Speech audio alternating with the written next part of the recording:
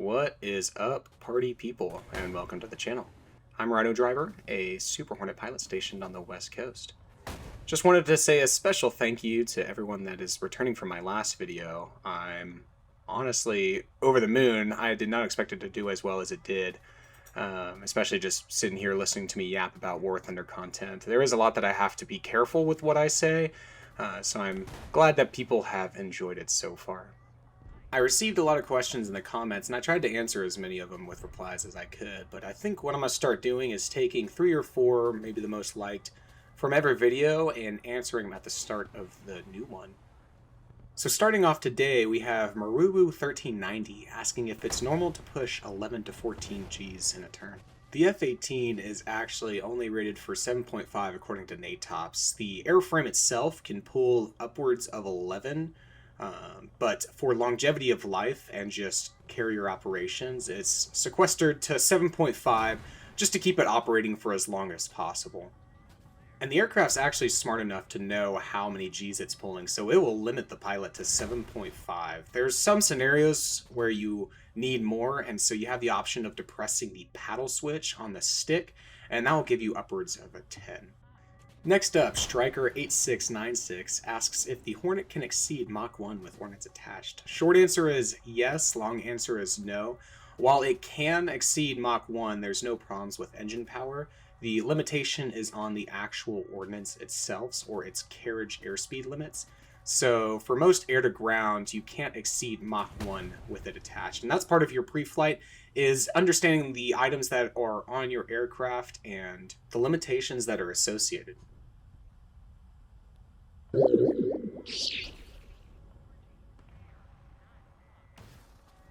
A couple people have also asked about the variations on standard units of measurement in aviation. So funnily enough, in-game, I have my airspeed set to knots and then my altitude set to meters. And I think this confused a lot of people, and it's nothing more than I'm so trained to meters, I tried switching to feet and practically had an aneurysm at that point. But aviation itself is just a huge conglomeration of measurements. For instance, speed and distance are both in nautical miles, which is 6,000 feet. All weather is measured in statute miles, which is 5,280 feet. And then when a Joint Tactical Air Controller is calling in a close air support mission, everything is delineated in meters. So you have to be able to easily switch between them all, and on my kneeboard, I usually write a table for comparisons. And the last one was super common on why my radar looks so cluttered. And while I think you should turn off the IFF if you're not used to looking at a radar, just so there's less clutter on the screen, I have a specific reason, and I'll get into why. So here we are in a standard match, and if you look, the radar screen is really busy, but there's a fighter concept of targeted versus untargeted enemies. So you can see that whole front row has 2, if not 3 friendly missiles going into them, making them targeted. So I'm going to start looking in the back, because I only have 4 Micas left. I don't want to waste them on this front row. I'm going to start trying to put pressure on the back row of guys that don't have missiles into them, also known as untargeted enemies. And that's hopefully going to either deter them from turning nose on towards all the friendlies, making us overwhelm them, or ultimately kill them. Finally getting into the meat and potatoes of this video, we are keeping up with the theme of modern naval aviation. So today, we will be taking a look at the Dassault Rafale. I always wanted to call it the Rafale or Raphael. I'm not too sure where I got that from, but I asked my French friend and he actually just laughed at me. But the Rafale is France's premier carrier-based fighter. An interesting fact I never knew was that America actually trains a lot of other nations' pilots. And this includes transport, helicopters, as well as jets. So their mother countries will send them here, train for a year or two to go back to their squadrons. This allowed the unique opportunity to meet a lot of cool people, including a bunch of French dudes and dudettes that were going on to fly both the Mirage as well as the Rafale. One of the guys that I went through flight school with, I also had the opportunity to go through CFIT with, or the centrifuge training. And let me tell you, he was a G monster. So the centrifuge, for if you don't know, is a seat at the end of a long arm that they spin you around in a room to get you ready for what G forces feel like and teach you how to deal with them. And I think his resting G tolerance, resting being you don't flex, you don't G strain or anything, you just sit there and take it, was about 8 Gs. Which is definitely a good thing because this is a very nimble an agile fighter, so he will definitely be pulling a lot of Gs in this. Being super maneuverable and having a smaller radar cross-section, I like to climb up, execute about a 30-degree climb at just above Mach to somewhere between 10 to 12,000 meters, or around 36,000 feet. And I'm just trying to rock it in front of my friendlies and basically be a missile sponge. I'm just hoping that everybody wastes their missiles on me, because I'm pretty confident in the ability of this, and especially in the missiles lookup mode, to pretty much notch and defeat most missiles of the enemy, which allows my teammates to ingress down below and hopefully take them out. So as you can see, just to easily defend against them, put them at your 3 or your 9 o'clock. I just use my RWR and put it right on the right side of that plus sign, and execute small maneuvers to defeat the angle gating properties of the missile. Angle gating is a feature of newer missiles introduced to War Thunder that can detect if chaff is being deployed. Chaff is just small little strips of metal that, when expelled from the aircraft, expand and create a radar return to missiles. Chaff doesn't have an engine, of course, so it slows down exponentially when deployed. And the missile will see this and say, this aircraft can't slow from 500 knots to 0 knots in the span of a second. That must be chaff, where it then enters inertial guidance mode and can be easily outmaneuvered. Much like we discussed in the last video, I like to stay at these higher altitudes because naturally as the fight progresses, people tend to dive towards the deck as a defensive strategy. And so I'm staying outside of most people's radars unless they are in some sort of lookup mode or doing the same thing I am.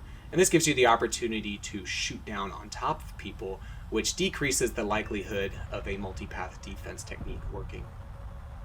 Sadly couldn't save my teammate there, but now I'm going defensive against this Eurofighter, just defending to what looks like 2 missiles at the same time. So always just focus on the one that's closer to you.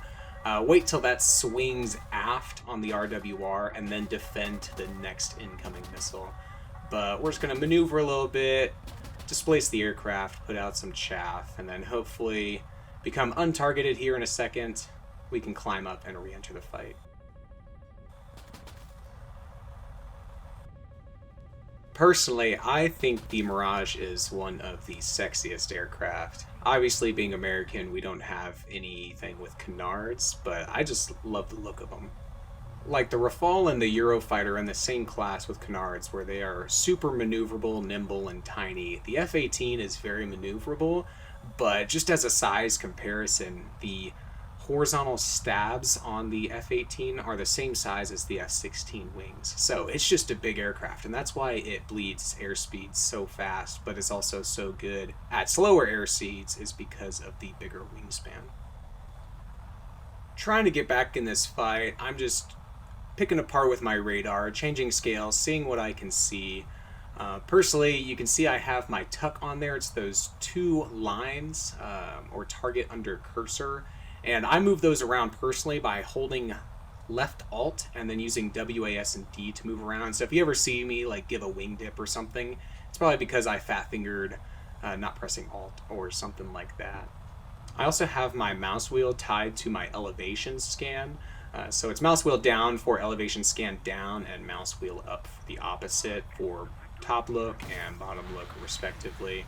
But finally back in this fight, take a shot at the Su-27 that's fighting 2 dudes on deck. Give it a nice top-down view, and that is a splash kill. Su-27 right-hand turn low. Trying to find the last guy. Looks like he is just bombing bases. There's one of his bombs, and he's coming right off of that. And it's weird because in the moment I was like, wow, that was a quick change of turn, but obviously the radar knows where he is because it knows where he isn't, so it finally adjusts Miplin between the 2. But we get a good lock on him. Send one of my Micas, and it looks like he's going to be able to multipath that one, so we'll just dive down. Select a heat seeker, top down, good contrast between him and the ground, so it should be no problem to take him out for the final kill of the game. And this was just a perfect example of what I think the best strategy for both the Rafale and the Eurofighter is. It's just a nice easy climb, be a missile sponge for the first half, and then just kind of pick off enemies one by one. So starting off on the next map, I'll just show off my radar controls real quick. As I mentioned earlier, mouse wheel up and mouse wheel down for tilt axis control. And I'll show the axes here in a second. If you have any suggestions or anything or changes to it, feel free to drop them in the comments below. Because I know it's weird right now, I have to like scroll up and then stop scroll to get it to stop moving up, and scroll down, stop scroll, and get it to move down. As you can see, you should always be paying attention because I forgot we were on City, and it's a tiny map, so I'm instantly getting shot at. So we're just going to go ahead, do my thing, be the missile sponge, and defend. It's not always a guarantee, because sometimes if the enemy are a little bit more spread out, you can't notch to every missile. But in most cases, I would say about 95% of the time, everyone is just condensed into such a tight little span that the angular differences between all the missiles don't really matter. You can defend against all of them at the same time, which we're doing here pretty successfully. A little close call right there. Make you pucker a little bit. But now we're going to get a nice little look down mode on everyone in the mountain. Looking back, I should probably climb a little bit. I'm getting one radar spike. Usually I like to see none. But just looking for a target, waiting for them to enter just the top of the NES there on the right side of the radar screen, or the no escape zone. I think that is a friendly missile from behind me being shot, or maybe just one that turned around and has no airspeed left. But got me distracted a little bit. Trying to find some targets and then guide them into the last second to maybe get some better data link. I'm not too sure how the game projects it, like whether once they go active, if they even listen to data link anymore or not. So if you know, let me know in the comments below. We're just slowly picking them off one at a time as they're all distracted.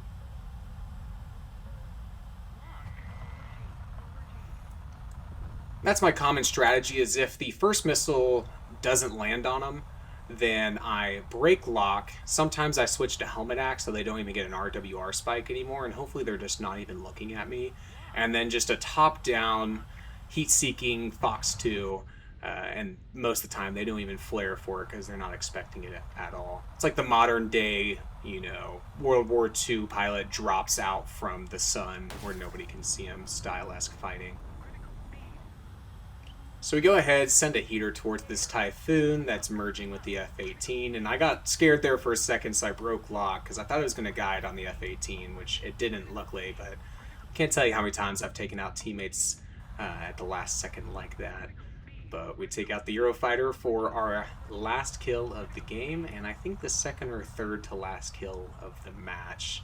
Nothing much else happens the rest of the time. We end with a 3K, top of the leaderboard.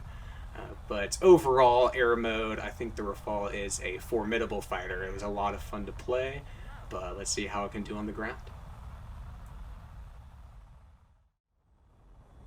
Getting sandy with some ground pounding. My optimum loadout is 6 ASM 250s, as well as 4 Micas and 2 of the Magic 2s for any air-to-air engagements.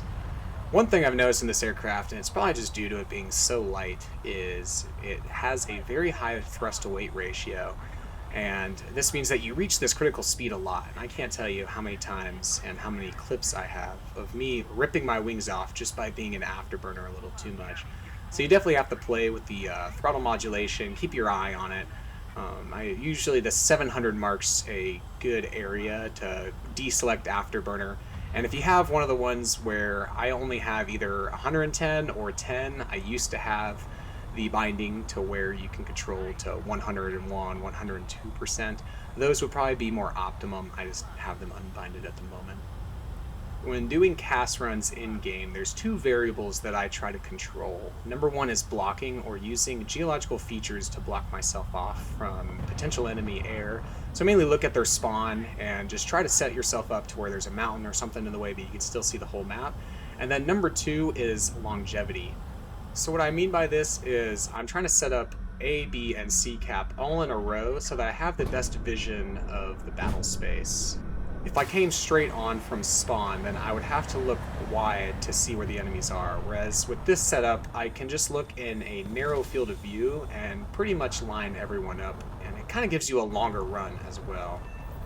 Always a sad day when you kill the little guy. I mean, it's your fault for fail platooning, but whenever I'm on a cast run, I do try to leave them alone, but most of the time I'm on a seafood diet, so when I see tank, I kill it. So once again, coming back for another run, trying to set up another blocking technique. Didn't do too good of a job here, unless somebody was camping on A. So I'm going to have to climb up and just try to find somebody to shoot. Can't see anybody, I'm being pinged, so there's a rolling. I'm already getting spiked. So I'm going to go ahead and defend, and I'll come back next time and kill him. This one's looking a little spotty. Good thing this thing's maneuverable, because there's a tight little deck save right there.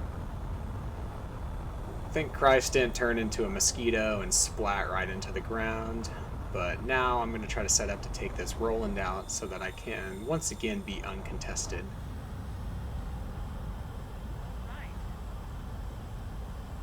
So I use a map a lot to place my sensor into where I think enemies could be. That little red box by just the middle mouse button on the map will put your FLIR directly to that location and geo-stabilize it to where when I come over the ridge, it's going to be right there. So I'm going to set up lock-in, come over. I'm looking for this Roland, so I put it right into their spawn. Switch to the FLIR. See him right there. Get one away. I expected to get lit up here, so I start defending, but he's not even looking at me right now. So I go ahead and just let the missile do its thing. Try to get lock on these two guys. He's going to be taken out, so I'm not too worried about him. Get 2 kills, and then one was blocked by the mountain. And now that the enemy anti-air is dead, I'm completely uncontested, so I'm just going to have my way with the battlefield. Get one on this guy, and these are really slow, probably because they're so heavy. But it looks like he respawned and he wants me something good. So as long as you keep him perpendicular, it's pretty hard for the manually controlled missiles to hit you.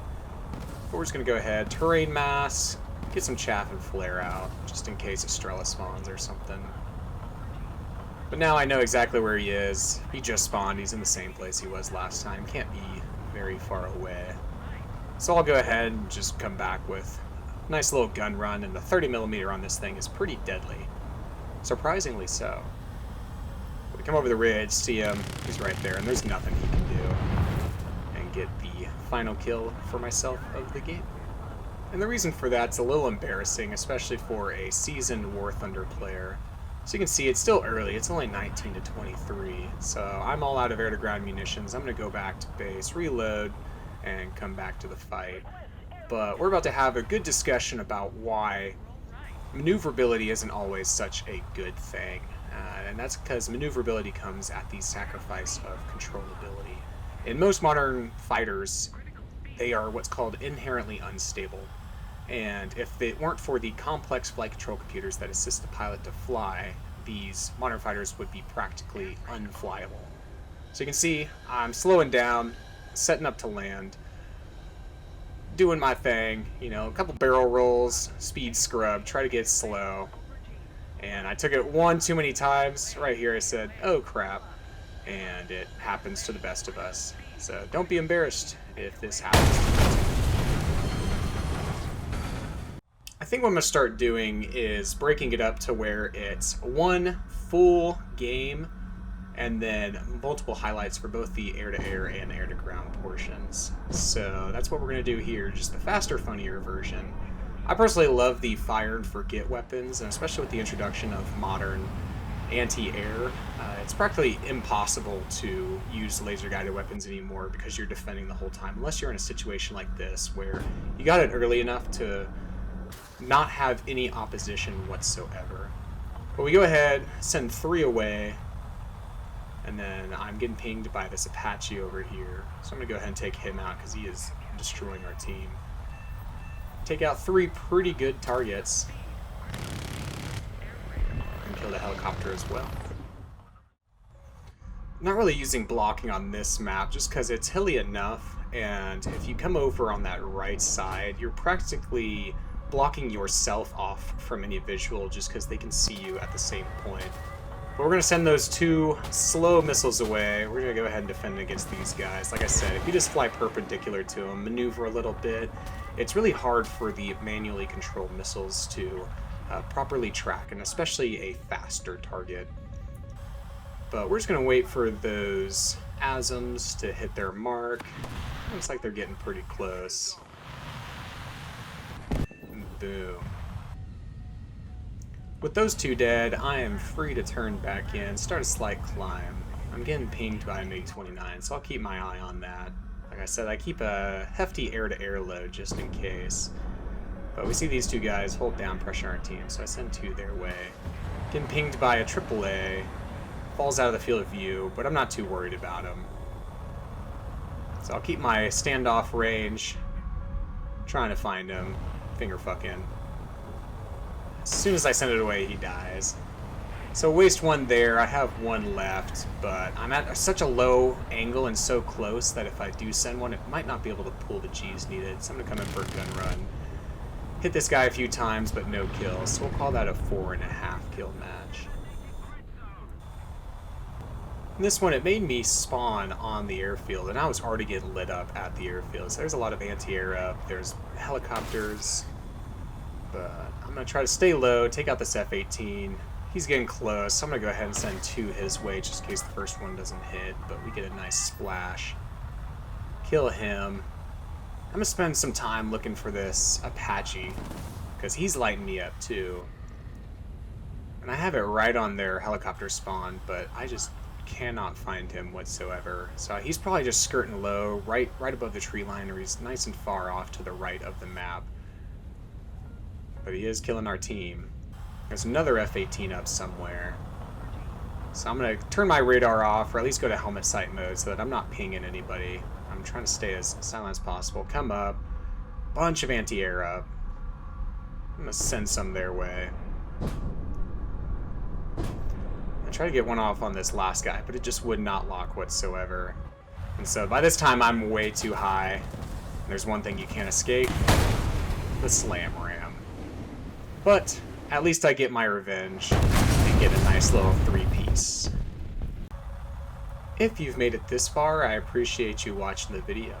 Overall, I'd give the Rafale a S-tier performance. It was a whole lot of fun to fly and make this video, and I just hope that you enjoyed it as well. If you have any comments or suggestions, as well as questions for me to answer in the next one, feel free to leave them in the comments section below. Till then, I've been Rhino Driver, and I'll leave you with a nice, crisp see ya!